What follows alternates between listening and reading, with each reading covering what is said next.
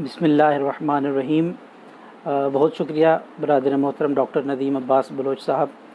کہ اس بزم کا آغاز انہوں نے جیسے حکم فرمایا بین الاقوامی قانون کا کیا پرسپیکٹیو ہے، کیا نقطۂ نظر ہے مسئلہ یہ فلسطین کے حوالے سے۔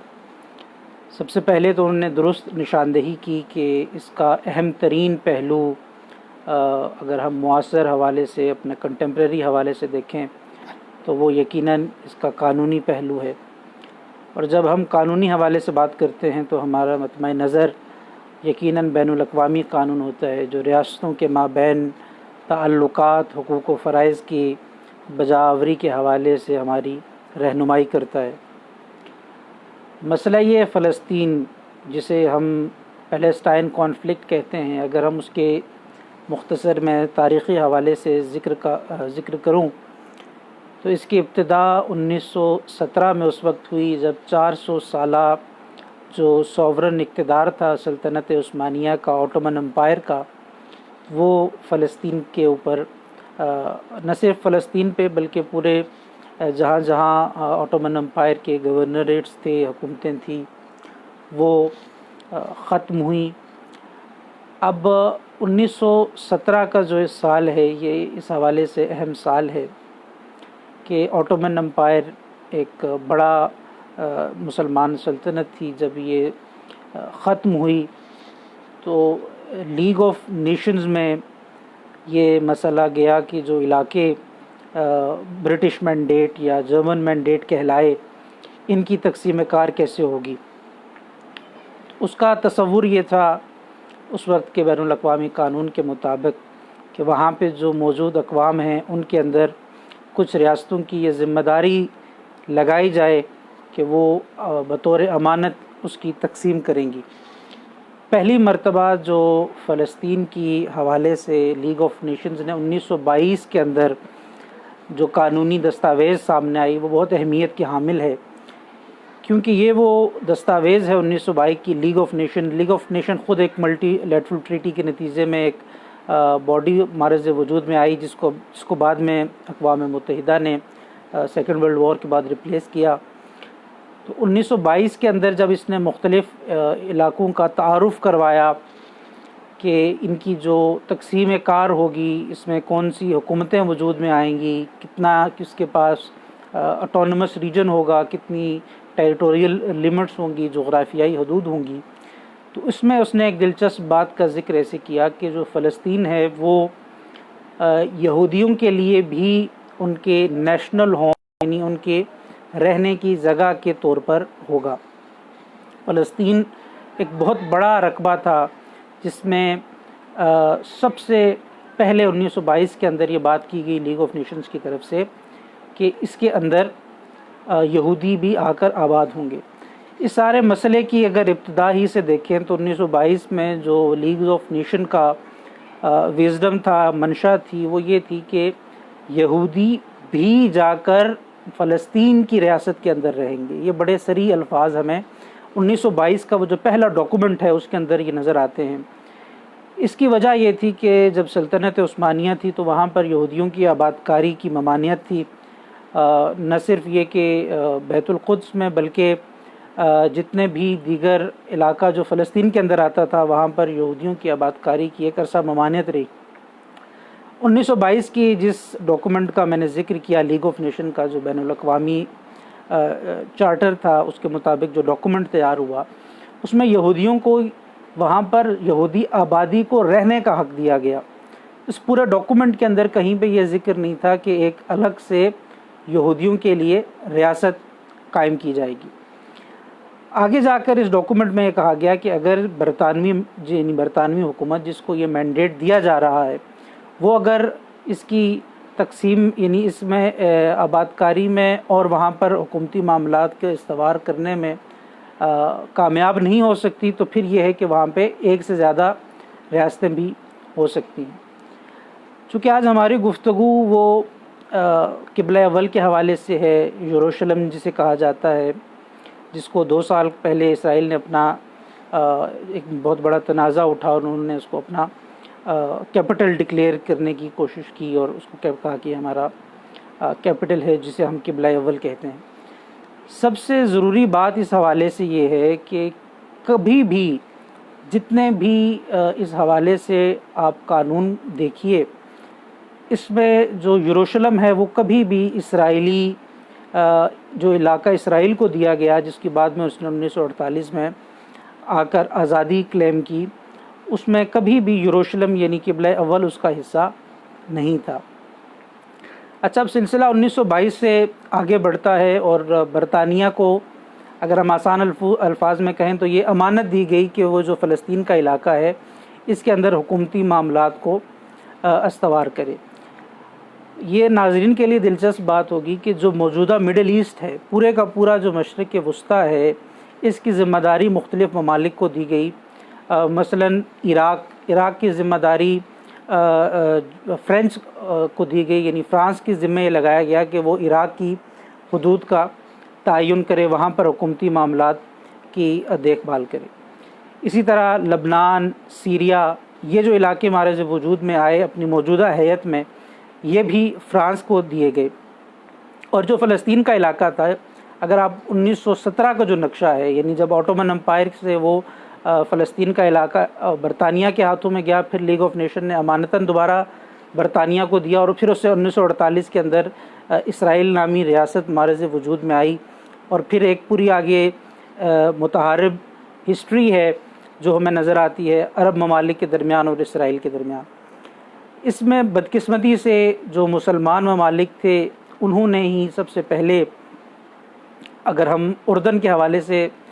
خصوصاً بات کریں تو جس علاقے کے اندر ابھی اردن ہے، اس کا بڑا حصہ وہی ہے جو پہلے فلسطین کا حصہ تھا۔ تو یہ بھی ہمارے ناظرین کے سمجھنے کے لیے، یعنی یہ بھی جو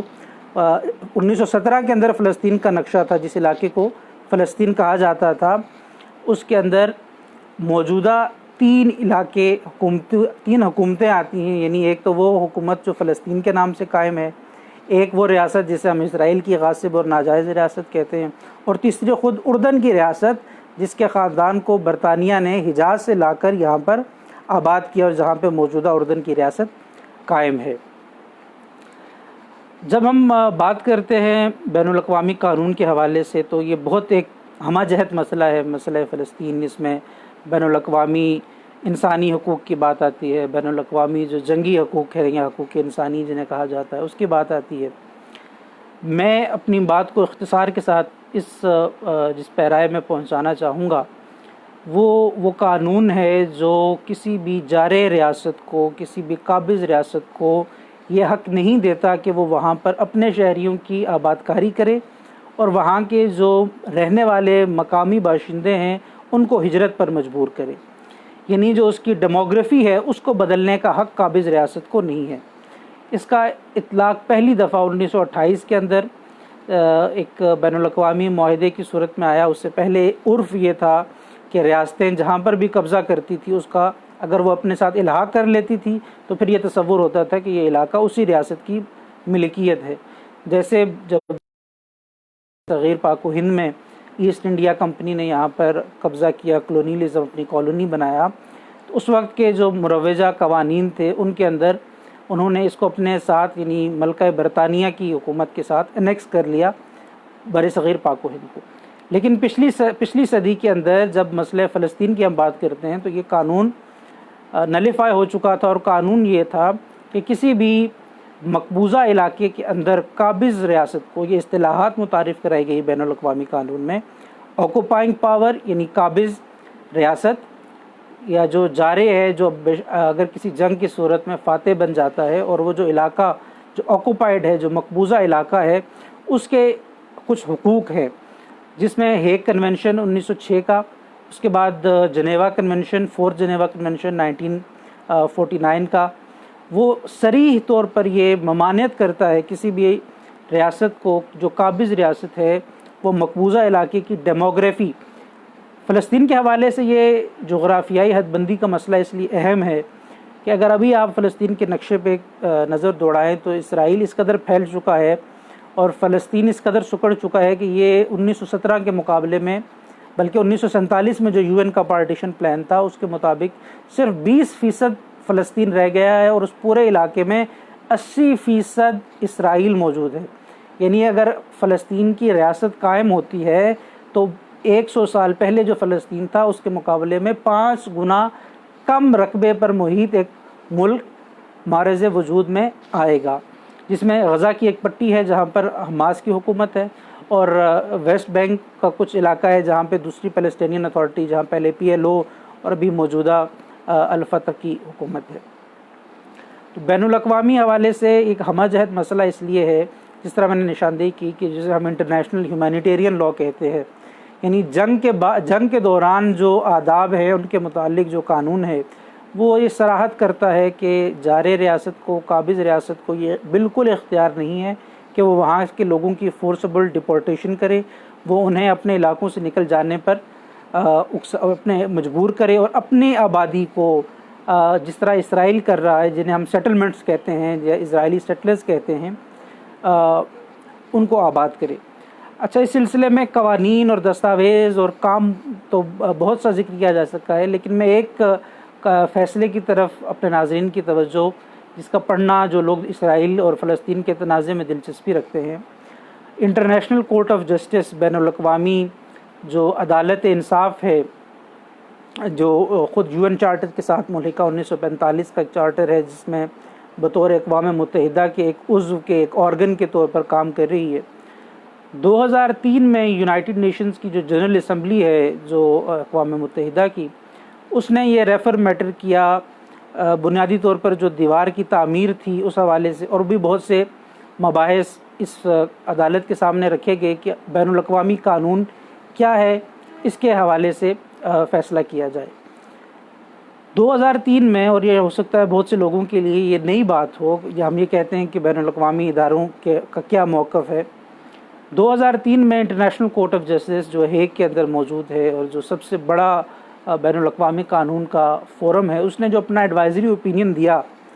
اس کے اندر اس نے اسرائیل کو ایک قابض ریاست تسلیم کیا۔ اس نے اسرائیل کی جو آباد کاریاں تھیں، یعنی جو اسرائیل نے اپنے لوگوں کو وہاں جا کر آباد کیا، یعنی جو اسرائیل کی سویلین پاپولیشن تھی اس کی بھی آباد کاری کی، جو علاقے فلسطین کے زیر انتظام آتے تھے ان کے اندر، اور جو اسرائیل کی ملٹری پریزنس تھی ان علاقوں کے اندر، جو اس کی فوجی موجودگی کی، اور اسی طرح وہاں پر جو ایک سینکڑوں میل پر محیط دیوار کی تعمیر کی گئی، اور اس کا ٹیکٹیکل یا اسٹریٹجک مقصد یہ تھا کہ جو فلسطینیوں کی آمد و رفت ہے انہی کے علاقوں میں وہ ختم ہو جائے، اور وہ اکنامکلی معاشی حوالے سے اس قدر کمزور ہو جائیں کہ انہیں اسرائیل کے سامنے سرنگوں ہونا پڑے۔ بین الاقوامی عدالت انصاف کا یہ فیصلہ پڑھنے سے تعلق رکھتا ہے، جس میں اس نے اسرائیل کے جو قبضہ ہے، اس کی جو تعمیرات ہیں، اس کی جو سیٹلمنٹ ہیں، اور اس کی جو فوجی موجودگیاں ہیں ان سارے علاقوں میں، اس کو غیر قانونی اور بین الاقوامی حقوق، بین الاقوامی قانون سے متصادم قرار دیا ہے۔ اس کا جواز جو سب سے بڑا، یعنی اگر ہم یہ کہیں کہ بین الاقوامی قانون اگر فلسطینی عوام ان کے حقوق کو پامال ہونے سے بچاتا بھی ہے، تو پھر کیا وجہ ہے کہ معروضی سطح پر، عملی سطح پر یہ چیزیں ہمیں نظر نہیں آتی؟ تو اگر ہم اس کی بنیاد دیکھنا چاہیں تو وہ اسرائیل تو نظر آتا ہے، جو اسرائیل کے پس پشت طاقت ہے، جو اس کی سرپرست ہے، وہ ریاست ہائے متحدہ امریکہ ہے، اور اس کی مثال یہ ہے کہ 1947 سے لے کر آج تک سن 2019 تک جتنی بھی قراردادیں اقوام متحدہ کے سیکیورٹی کونسل نے جو بائنڈنگ حیثیت رکھتی ہیں، جن کا ماننا پوری دنیا پر لازم ہے، اس کے اندر جب پیش ہوئیں تو اس کو امریکہ نے ویٹو کر دیا۔ یعنی جتنا بھی فلسطینیوں کی حقوق کی پامالی ہے، ان کے ناحق خون کا بہنا ہے، اس کا جتنا قصوروار اسرائیل ہے اتنی ہی قصور پچھلے 70 سالوں میں جو اسرائیل کا قبضہ تھا اس کو مستحکم ہونے میں، اس کو نہ روکنے میں اسرائیل کا بھرپور ساتھ دیا۔ اسرائیل کی جو سیٹلمنٹس تھی ویسٹ بینک کے اندر، غزہ کے بالکل کناروں تک، وہ قائم رکھنے میں جو اسرائیل کا پس پش تھی وہ ریاست امریکہ تھی۔ یہاں پر میں ایک اور بات بھی کرنا چاہوں گا کہ ریاست فلسطین کے قیام کے لیے کوششیں کی جا رہی ہیں، اور 140 کے قریب ممالک نے بطور ریاست فلسطین کو تسلیم کیا ہے، اور بین الاقوامی عدالت انصاف کی جس فیصلے 2003 کا میں نے ذکر کیا اس کے اندر فلسطینی عوام کے لیے، یعنی فلسطینی قوم کے لیے حق خود ارادیت، جیسے ہم کشمیر کے لیے بات کرتے ہیں، یعنی right of self determination, ICJ نے، انٹرنیشنل کورٹ آف جسٹس نے 2003 میں تسلیم کیا۔ اور ابھی کل ہی کی جو بڑی خبر ہے اور یوم القدس کے حوالے سے اہم ہے، جس کا قانونی اثرات بھی مرتب ہوں گے، کہ فلسطین کی جو حکومت ہے اس نے اسرائیل اور امریکہ کے ساتھ اپنے ہونے والے تمام سابقہ معاہدوں سے اس کو ختم کرنے کا اعلان کیا ہے، اور انہوں نے کہا ہے کہ ہم کسی قسم کی مزید تعاون نہیں کریں گے۔ بین الاقوامی قانون کے اس مسئلے کو اگر میں پھر سمیٹوں تو شاید ہی کوئی ایسا بین الاقوامی قانون ہے، اہم قانون ہے، جس کی پامالی پچھلے 100 سالوں میں نہیں ہوئی، جس کی آغاز برطانیہ کی ریکلیسنس نے کی، یعنی برطانیہ کی جو امانت میں خیانت تھی اس سے ہوا۔ اس کے بعد عرب ممالک نے اس کو عرب فلسطین کا مسئلہ بنایا اور اس سے ہاتھ دھو کر 1967 میں جنگ ہار کر بیٹھ گئے، اور ان کے اپنے مقاصد تھے اس خطے میں، فلسطین کے خطے میں، وہاں بالکل فلسطینی مسلمانوں کی یا قبلہ اول کی آزادی کی جنگ نہیں لڑ رہے تھے۔ اردن اور مصر اپنی سرحدوں کے پھیلاؤ کے لیے کوشاں تھے، جس میں وہ ناکام ہوئے، اور اس کے بعد انہوں نے اسرائیل سے تعلقات۔ اپنی اس گفتگو کو اسی نقطے کے اوپر میں سمیٹتا ہوں، اور انشاءاللہ اس دعا کے ساتھ کہ ہمارا جو تحقیقی کام ہے قانون کے حوالے سے وہ بھی عوامی کام کے ساتھ ساتھ سامنے آتا رہے گا۔ السلام علیکم ورحمۃ اللہ۔